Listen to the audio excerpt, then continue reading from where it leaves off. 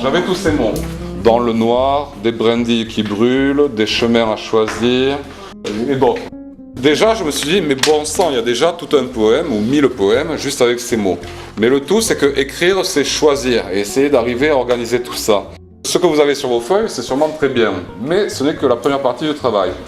Vous avez entendu les mots que j'avais, et j'ai écrit « Dans ta main, je vois la bonne aventure, des brindilles qui brûlent dans le noir, comme une robe de soirée électrique pour éclairer ta danse, les nuits sans lune. » Dans ta main, je vois la bonne aventure, voler comme un oiseau au-dessus des nuages.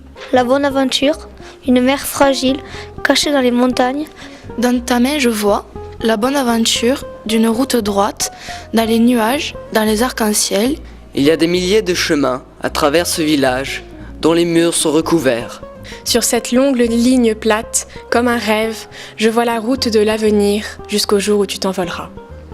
Comme si, ce matin, soleil levant, respirer bassement comme ce petit oiseau au loin. Il y a des marques qui représentent des blessures, qui passent par cette ruelle. Quand je grandirai, je marcherai comme un poisson dans l'eau.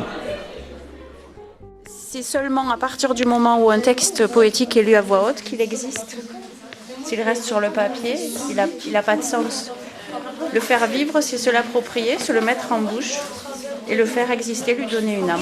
Celui qui voit au travers d'un mur admire l'obscurité. Celui qui nage dans les airs frappe les nuages. Celui qui lit dans le noir touche les âmes perdues dans les ténèbres. Celui qui court après le bonheur rit sans joie. Celui qui marche sur les nuages vole sans aile. Celui qui dort sur la lune regarde les étoiles. Celui qui pense à rien écrit l'impossible. Celui qui se tait en parlant entend le silence. Celui qui entend le passé et une autre personne que soi-même. Celui qui coupe le fil de la vie allume l'espoir.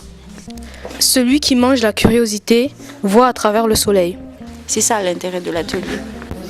Et aussi le plaisir d'écouter des adolescents écrire de voir leur production, de les entendre et puis de voir qu'ils finalement ils se prêtent au jeu puis ça leur plaît.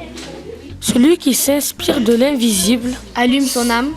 Celui qui mange le ciel avale un fantôme. Celui qui boit le feu nage dans le béton. Alors moi je vais vous rendre les textes que vous avez composés avec Nicolas et puis on va vous proposer de les dire à voix haute.